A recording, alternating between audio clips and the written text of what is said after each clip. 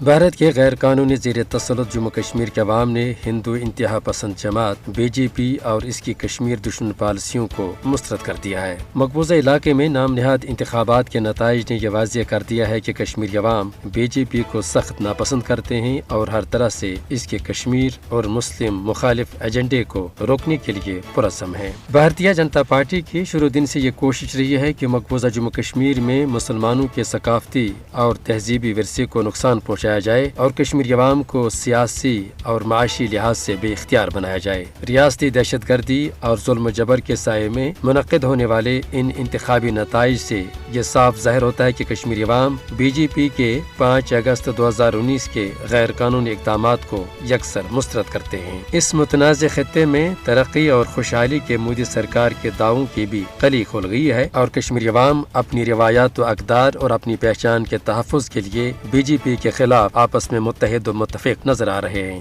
اس امر میں کوئی دو رائے نہیں کہ مودی سرکار کی ظالمانہ طرز حکمرانی اور دیگر غیر قانونی اقدامات مقبوضہ جموں کشمیر کی الگ شناخت اور یہاں کے مسلم کردار کے لیے ایک مسلسل خطرہ ہے۔ مقبوضہ علاقے میں جس انداز سے کشمیری عوام نے بی جے پی کو بے توقیر اور شکست فاش سے دوچار کر دیا ہے، یہ بلا شبہ کشمیری عوام کی ایک بڑی کامیابی اور مودی سرکار کی رسوائی ہے۔ بی جے پی کی شکست دراصل ظلم و جبر کے مقابلے میں کشمیری عوام کی فتح ہے۔ کشمیری عوام کبھی بھی اپنی سرزمین پر بی جے پی کے مکر و عزائم کو کامیاب نہیں ہونے دیں گے اور وہ اپنی الگ پہچان و شناخت کا ہر حال میں تحفظ کریں گے۔ یہ قوم کبھی بھی بی جے پی یعنی بھارتیہ جنتا پارٹی کے نسل پرست ایجنڈے کو قبول نہیں کریں گے اور اس کے خلاف ہر محاذ پر ان کی جدوجہد جاری رہے گی۔